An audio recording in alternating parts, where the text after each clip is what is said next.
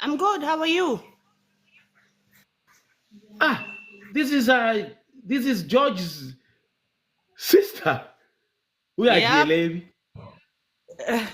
Oh yeah. Let's bring it back. You know what? Let's bring it back. It's fine. Let's fine. Let's bring him back. Let's bring it back. Let's bring it back. Let's bring it back.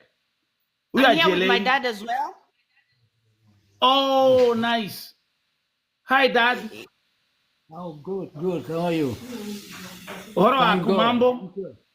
Ni mwega. Di na tayo. Finally, we made Finally. it. Yeah, Yes, perfect. Okay, let's welcome Good is great. Wanjiko Mburu and let's welcome Baba Mburu. Actually, it's Baba Yeah. Masharia, Baba right? Masharia. It's Baba Masharia. Yeah. Because anaitwa George Masharia Mburu. That's the name. Right. Yes. Tuhamwe. Tuhamwe. Okay, so just Wanjiko, introduce yourself, introduce Dad, and then we can start the story. Thank you very much. Thank you. Okay, hi guys. My name is Wanjiko Mburu, aka Mama Baha. I'm an actor, Kenyan actor, and George Masharia Mburu is my brother, and George Masharia Njoki, also abducted, is my cousin, and this here is my father. Say hi, Dad. Hi. Dad, Joseph. karibu. Asante sana. Yes. Mimi ni Joseph Mburu. George Macharia is my son. Vile nina my nephew pale ambaye wana share the same name, George Masharia Njoki ni my nephew. Yes. Na nashukuru Mwenyezi Mungu ya kwamba Amen.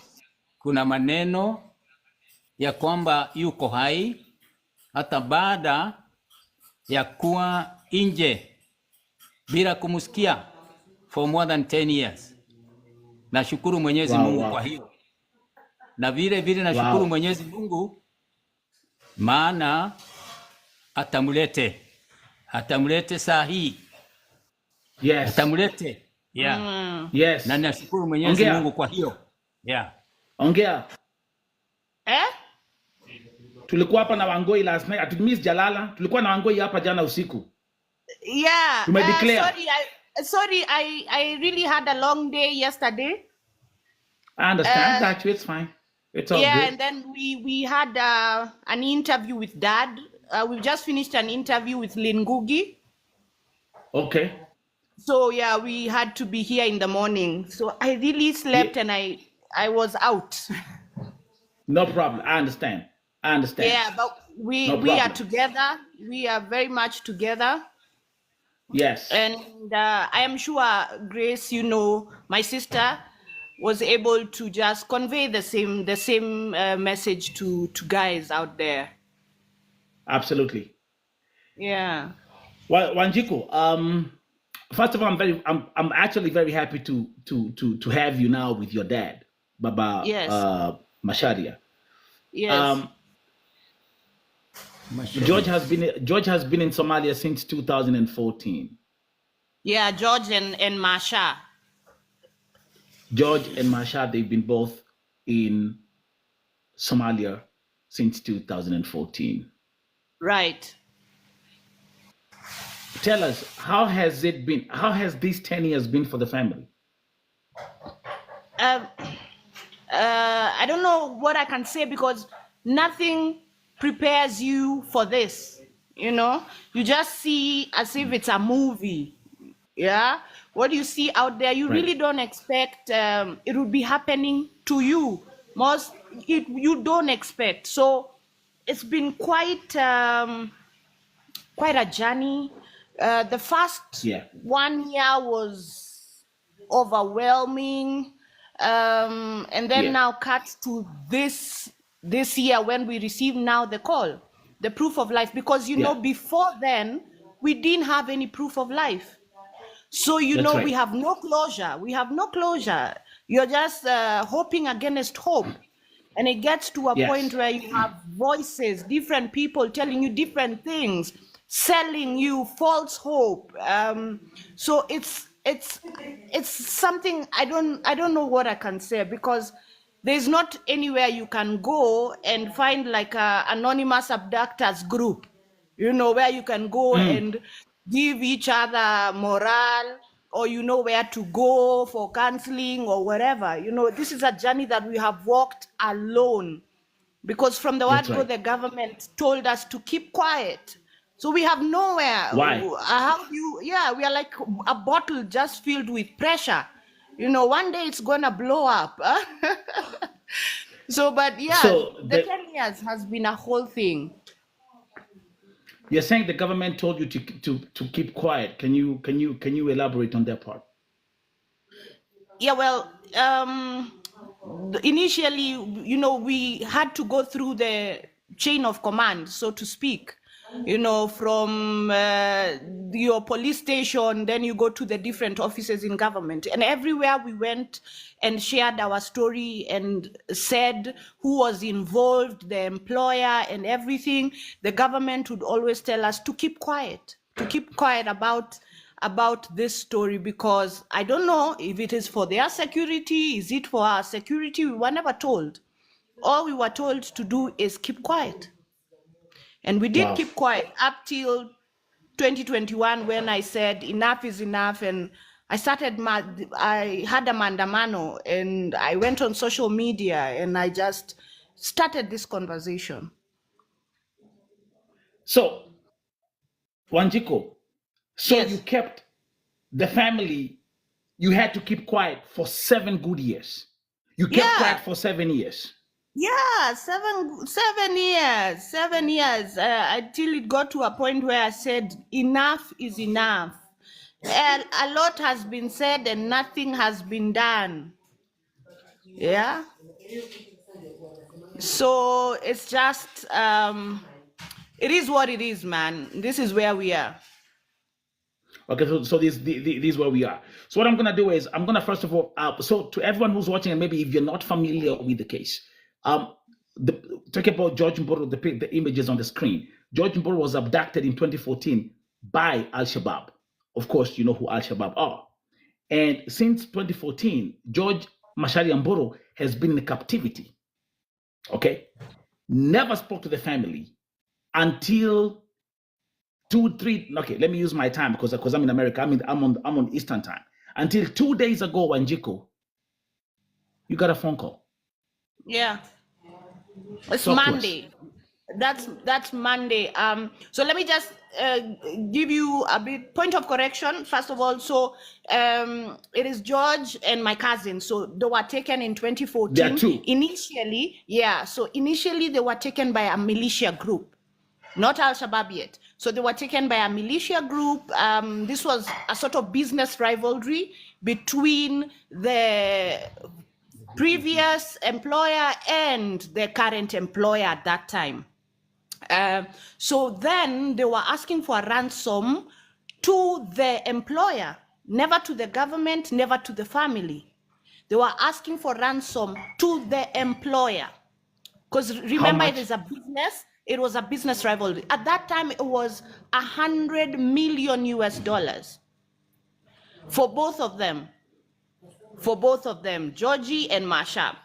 So then, cut to year number 2, going to number 3, the militia didn't get anything from the employer. So what did they do? Yeah. They then sold my brother, because the first time my brother called was in 2014 May. He called and Wow. he said, yeah, that year, he called and he said that they have been taken, but he was separated with Marsha, my cousin. So They were separated. They were separated. So now this time when he's calling, so then I'm trying to tell you the 2nd to 3rd year, he was sold. He doesn't know about Marsha. We don't know about Marsha. He was sold to Al-Shabaab. This is now where the ball I get it. sort of changed. Yeah, so that just changed. The whole dimension changed. because Yeah, got you. yeah, it changed because for the militia they were asking for money. Yes. For the Al-Shabaab, we don't know what they want until now, Monday, when we received the call. When we received the call from my brother, and then now he says that the Al-Shabaab want the government to sit down with them. Okay? So this is the message. This is the message that was passed. The urgency for Al-Shabaab and the government to have a sit down. Our Kenyan government to converse with Al-Shabaab so that they can claim, our government can claim Georgie to come back home. To Kenya. Yes. All right. So that is the situation. That's a perfect clarification. Yeah. To all the viewers here on Vote TV, again, let's welcome the family of George Mburu. Wanjiku Mburu is here. Actually, they know you as Mama Baha. Babake, George Mburu is here himself. Dad, asante sana na karibu. Just know on this platform, this is Vote TV, we love you. And we're going to keep on listening to your story as we move on. Let me press forward to Monday. Let me press forward to Monday. Okay. Dad. Yes. Idadi mo. Goria kioria. So I'll be going back and forth between Dad na Mama Baha. Dad. Okay. Simu ikapigwa. Ndio. Ulisikiaje wakati ulisikia sauti ya kijana yako kwa simu? Baada ya miaka 10. Mungu ni mwema. Aninipatia nguvu ya kuongea. Na hata ingawa aliniambia ana muda mrefu wa kuongea, singeweza kuendelea sana. Maana nikachanganyikiwa. Wow. Kwa sababu wakati niliongea naye Mei, tulikuwa tunaongea na mihehu 2014.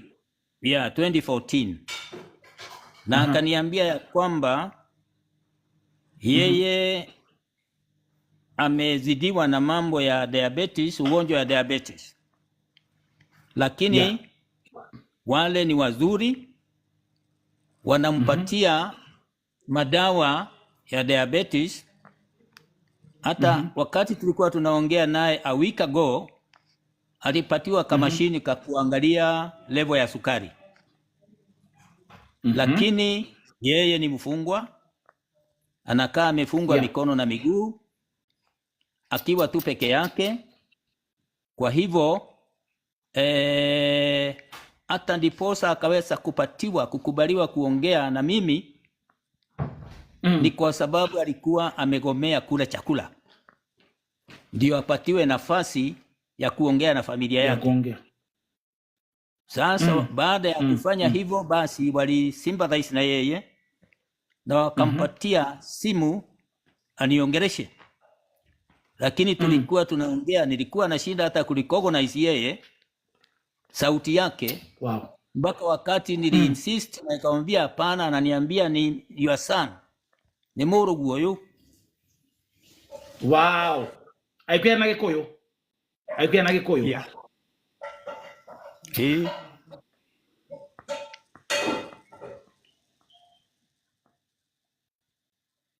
Pole Dad.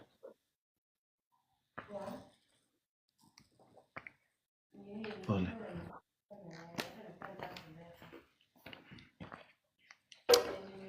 Okay. Can we give Dad love in the comment section? Everybody just hugs and love emojis in the comment section. Everybody else, I want to see, can you share this live as much as you can? Thank you very much. It's a tough one. And share. For us to reach as many people as possible, Remember how we do it at Vote TV? You do heart meals as many as possible. It's 500 plus people here. Can we all do heart meals, guys? Let's do heart meals and flowers. Heart meals and flowers. And we want this story to be watched by the whole world. Dunia mzima. This is our brother. And this is our family. Guys, everyone, let's go. Dad, we're not to my. We're not to my house. Mama Baha, you got water? Okay, so I want we're gonna be going back and forth, okay? Yeah. Wow. Now, Mama Baha. I think that's the name. That's what they call. That's your famous name. Mama Baha is your. Yeah. Okay. Yeah. Okay. Now, 2021, you organize a demonstration. Yes. According to your sister Wangoi last night, I'm gonna show the audience something. Your mother receives flowers from Uhuru's office, the former president Uhuru Kenyatta's office. Yes. Talk to us about this moment. I'm actually the one who took the photo. And I remember, just telling mom, sasa wanatutumia maua tufanye nini? Tunafanya na maua na tumeshinda tukisema, si tuongee na yeye atuongeleshe. Atuambie hivi ndio kuko, we can with evil. Again, I keep saying, I don't think I'm a very unreachable person. Yeah, I don't think I'm an unreachable person. So kutuma maua kwa my mom, it's neither here nor there. There are bigger issues. Wacha nitanunulia madhe maua mimi, si ndio? Iko right. tu. Yeah. So yeah, it was like a slap in the face. Right, exactly. And you don't want to be seen as if you're fighting the government, It's just a whole thing. And these flowers were because dialysis. She had been going for dialysis for 7 years. So I don't know what those flowers were meant to do to us. But it is what it I is. understand. Yeah. And also from what Wangoi told us last night, your sister, I understand that your mom passed away. Yes, she did in 2021, April. Wow. Yeah.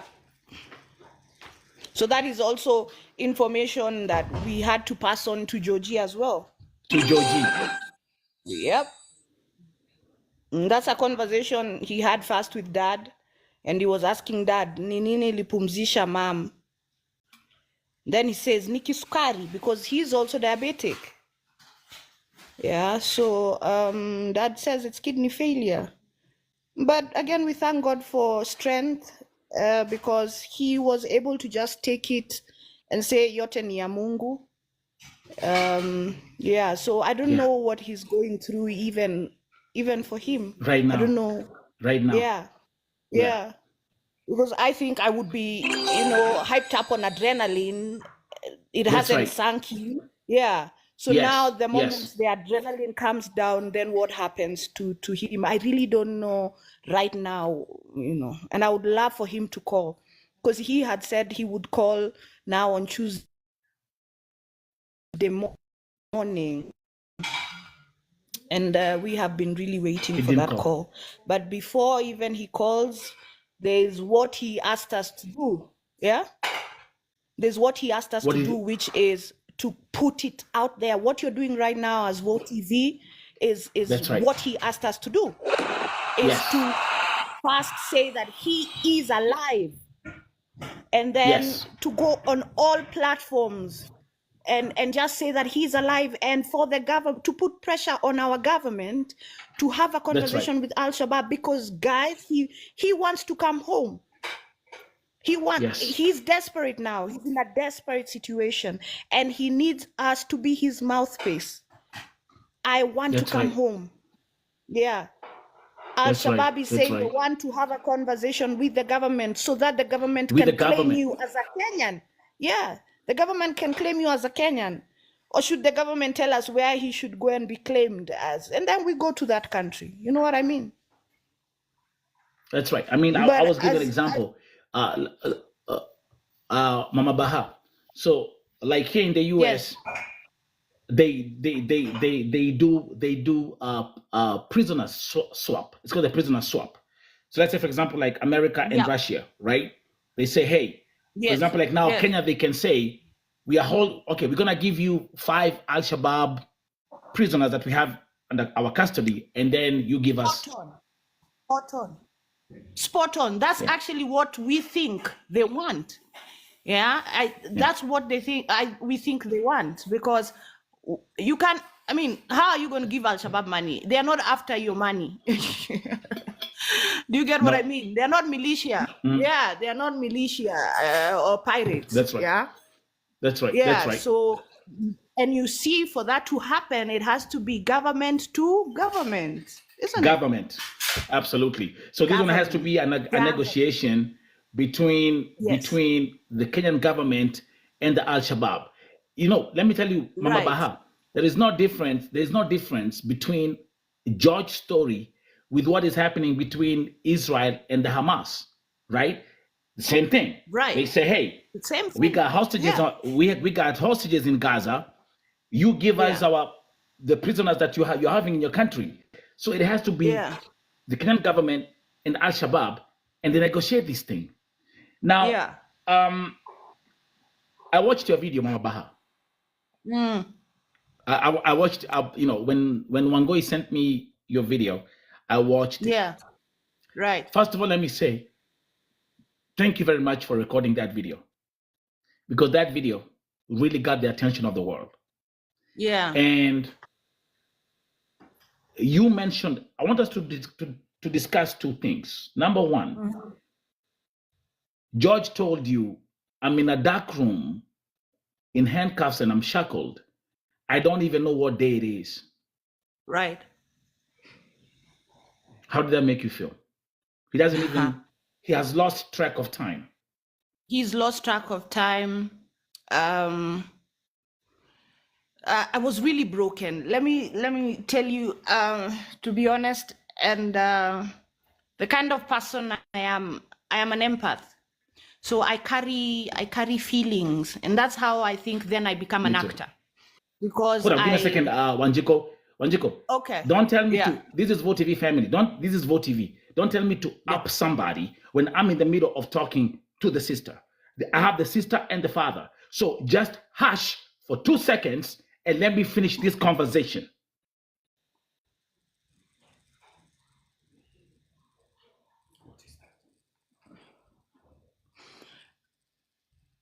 I'm talking to the family.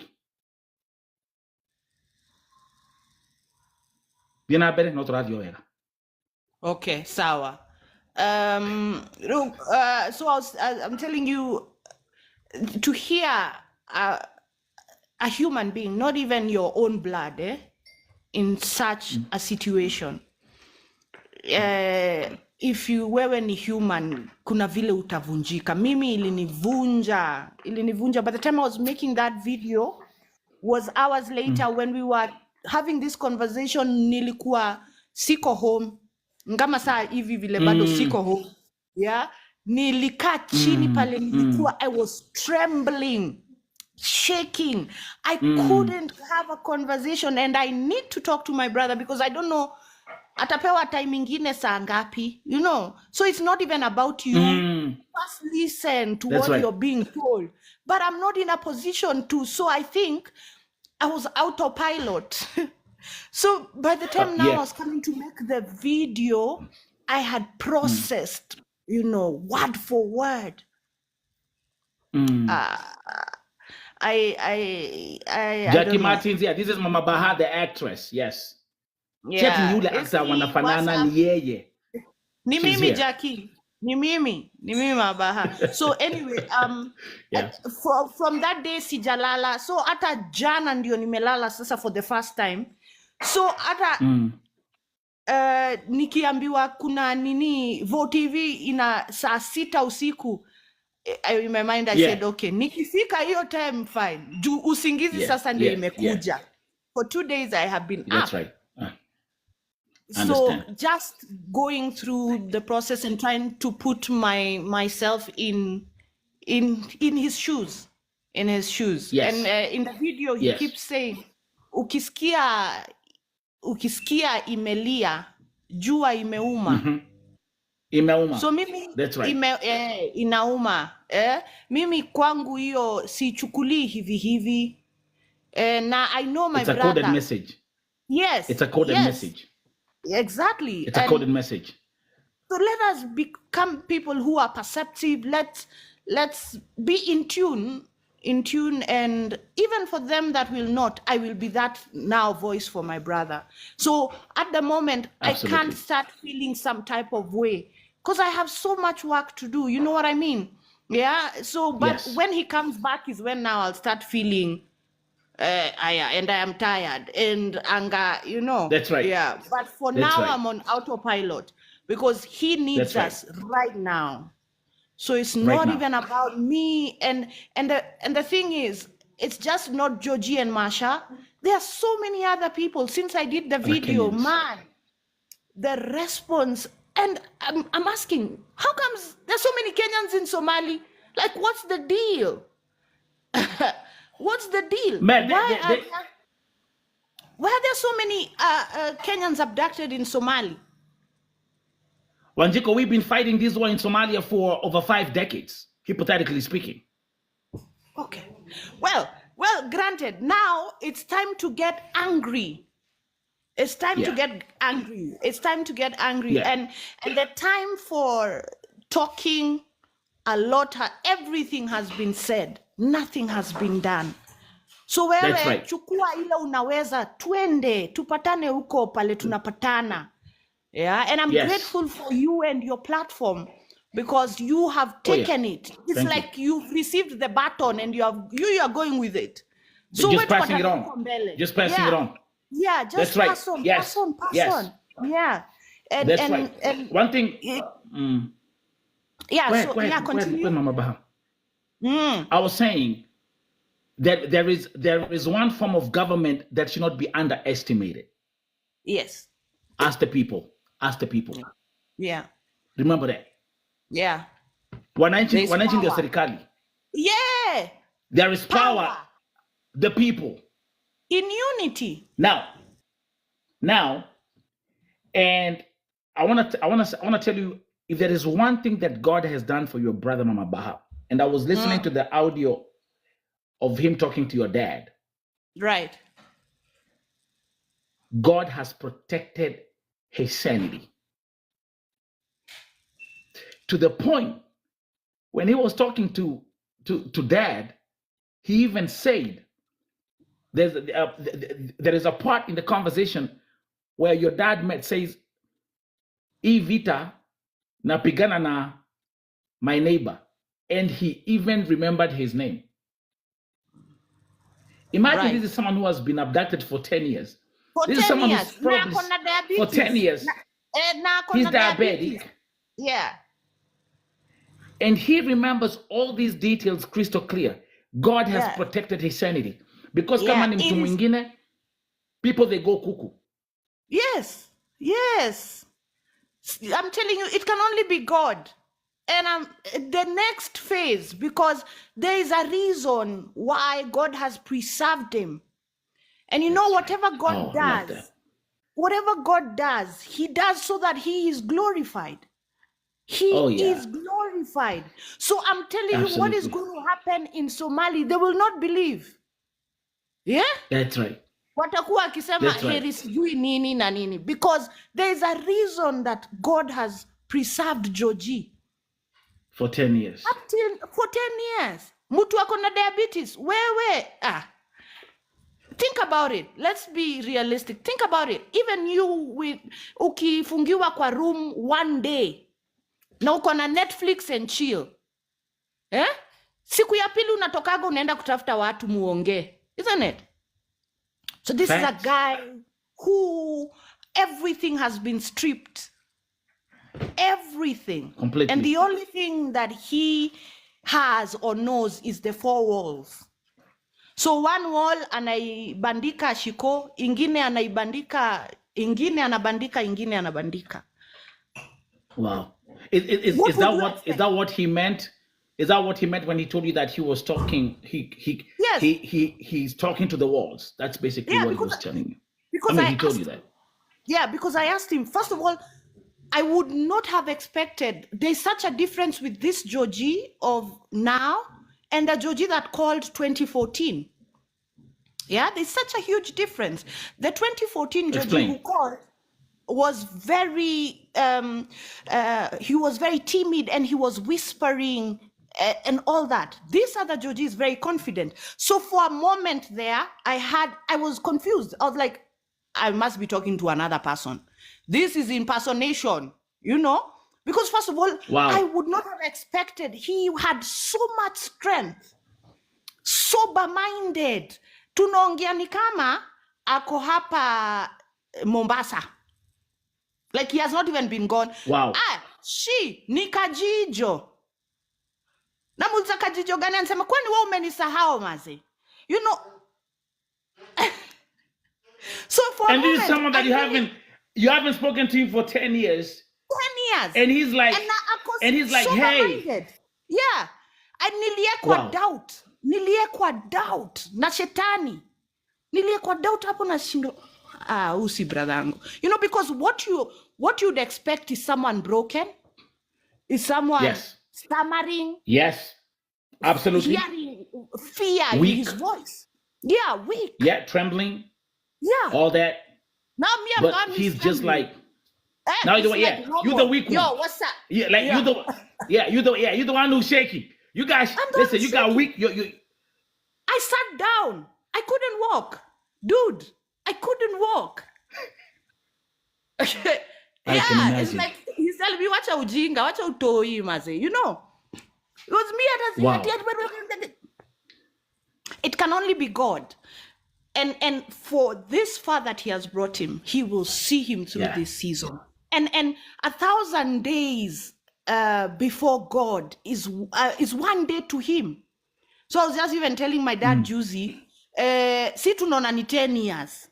Sa kwa God, ndio saa hii ni breakfast. Sa leo, saa hii. Na kwetu imekuwa 10 years. Kwake ni siku moja. Iyo hata si 1 day. Iyo ni kaa 1 hour. So saa hii ndio hapo anakunywa kachai. You get what I mean? So let us continue to hope and put our faith and trust in God. God. Yeah, because he has a reason. He has a divine for my brother. He has a divine I love your strength. Again, it can only be God. It can only be God. I love your strength, man. No, I love you. I love you. Listen, Koi was here last night. Your father did a good job. You are one very strong family. Yeah, this is true. It's God. It is God. So now, I think maybe we have time for maybe 1 or 2 questions, and then we have to go to another interview. Citizen, we are going for another interview. Not radio, Not radio, Not radio, Yeah. Not radio, Yeah. So now, Shiko. Yes. You're on Vote TV this morning. Right. Talk to the government. I will let you talk, and then I will let Dad talk. And you say, this is what we want as a family. Continue. This is what we want as a family. Our Kenyan government. Bring back Georgie and Masha home. It is time. hata kama alikuwa ana serve time yake kwa jela, si imeisha? It's been 10 years, everything has been said and nothing has been done. Yeye ni Mkenya, na kama yeye si Mkenya tuambie tuende huko kwenye anafaa kuwa anaenda kunini. But for now all we know is that tunafaa kulilia nani? Tuko na serikali, sisi ndio tumewaeka hapo. So fanyeni ile kitu nyinyi mnafaa kwa mnafanya, na kama iko swali sisi tuko kujibu. So ni hiyo tu, because I think over the years unaweza imagine yote tumesema over the years. So leta tu Georgie, sikia tu vile anasema Georgie na Masha warudi home, na wale wa Kenya wengine wako hiyo area wametekwa nyara, waleteni kwanza home. Wameserve hiyo kitu walikuwa wamefanya, makosa walikuwa wamefanya. Na ni hivyo tu, hivyo tu. So ongea na dada hapa and then tuseme adios. Good job, Mama Baha. No, listen, I gotta say, hey, you did that video, the way you recorded it and the way it's the way you spoke. You know, the way you spoke, you touched our hearts. You touched the world with those words. And I'm very happy that this is the outcome. We are here. Platforms like Vote TV, we are here. You've done, like now you say you just came from doing an interview with Lynn Gogi. You're going to Citizen TV. You're going to go to a lot of places. So let's all come up. Let's all be together and we'll stand up for you as a family and be your voice. 600 people watching this live right now. Can you type in the comment section, #bring George back home? That's a hashtag. Is that the one? Bring Georgie's back home. Georgie's, because both of them are because George. It's two. Yeah. So bring Georgie's. back Georgie's. Yeah. Okay. So bring back Georgie's. Okay. So bring back Georgie's because it's two. Yeah. #.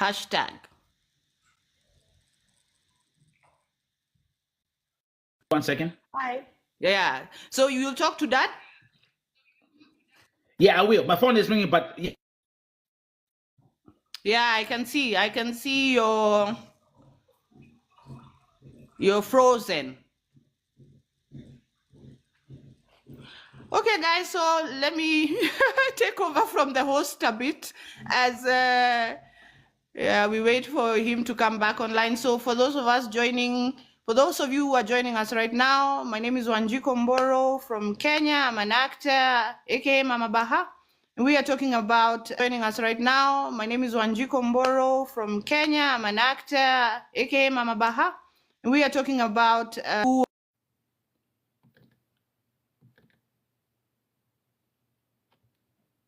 the 7th, 2024, he called. And so tuko hapa Vote TV. Umerudi? Are you back? You know, actually, listen, this is crazy. Yeah. You know that we're having hurricanes in Florida. So actually, my friend just called me from Florida. All right. Yo, sorry. Yeah, I hope you're well. Yeah. No, Okay. I'm in the East Coast, but one of my friends, she's in Florida. She's the one who was texting me. Actually, she was calling me. Yeah. That's why I had to go and check. Okay. Yeah. Okay, so Dad. Okay, Dad, talk how are to you? Oh my God. Peure.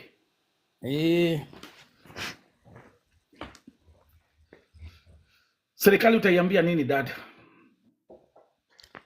Serikali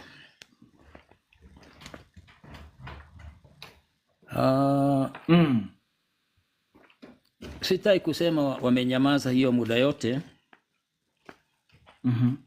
Lakini ambayo wamekuwa wakifanya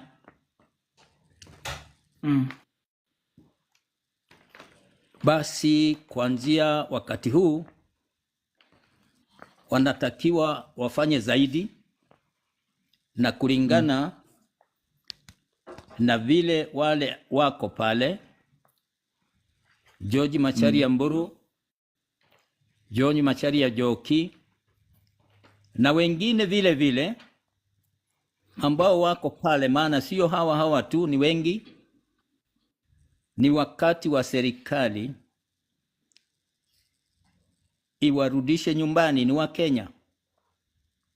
wa Kenya, na kama sio wa Kenya, basi ingefaa waambiwe ni wa kutoka wapi. Maana kilio sasa ni ya kwamba serikali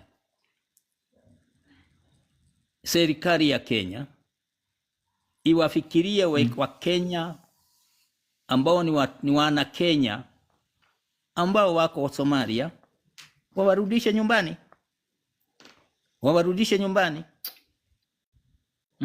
Maana bila hiyo ni kumaanisha si wa Kenya.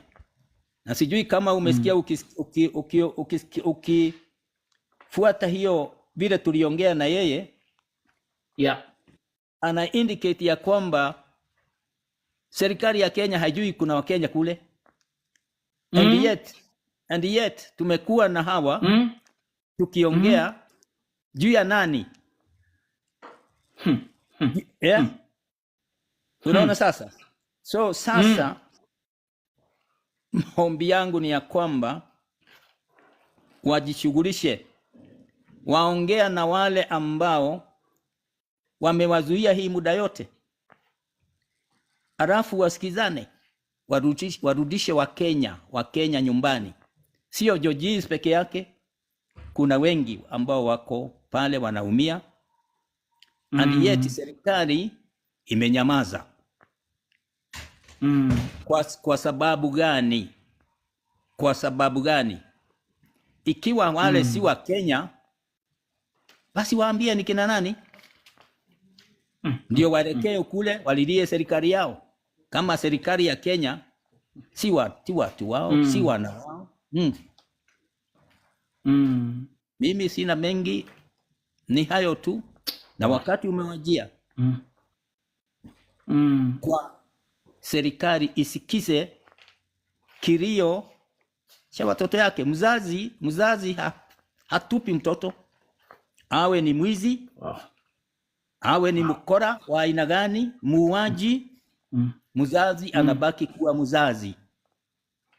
Wasikize kilio cha watoto wao na watende kulingana na vile inastahili. Kwani utu iko wapi? Utu iko wapi? Utu iko wapi? Nauliza. Utu iko wapi?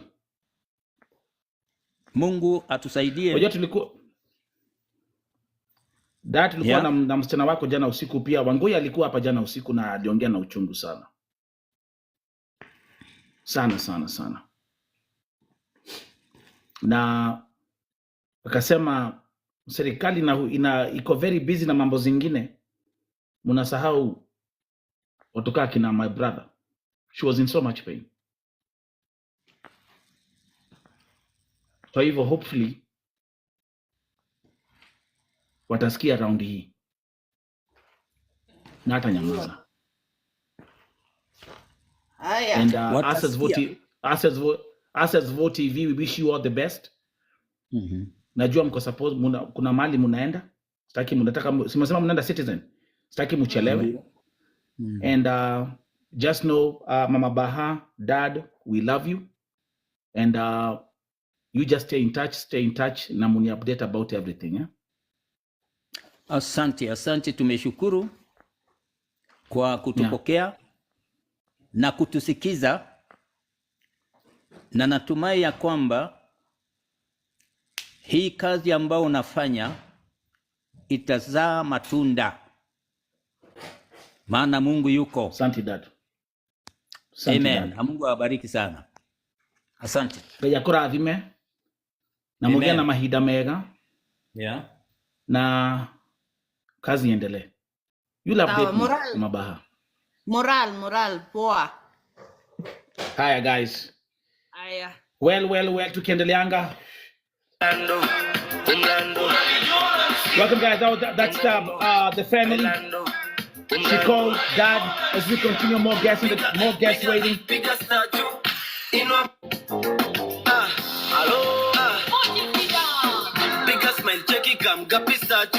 Nakulike mekuma kweni tatu digidha gidinya siaga gwadu una ben pose alafu na raru piga statue inua mkono alafu cheza na mguu piga let's go guys, let's go more guests mekuma kama tatu piga one leg tingiza kichwa ni kazi meshika kwelve let's go chispaki anguka nayo trende hapa ni kudance kubandi kama daily sipige makofu utachoka mikono itoma na utamiss nyingi unani exactly keep on typing that thing unanisikia that's right bailando umlando that's a question this morning bailando this is what TV bro.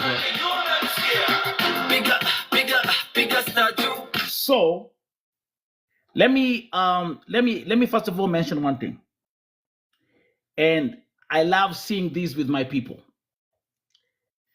And let me make this statement very crystal clear. This is Vote TV. We have a program, a decorum, and discipline. It's so disrespectful when I'm talking to the family of a victim and you think one person, you are so entitled to come and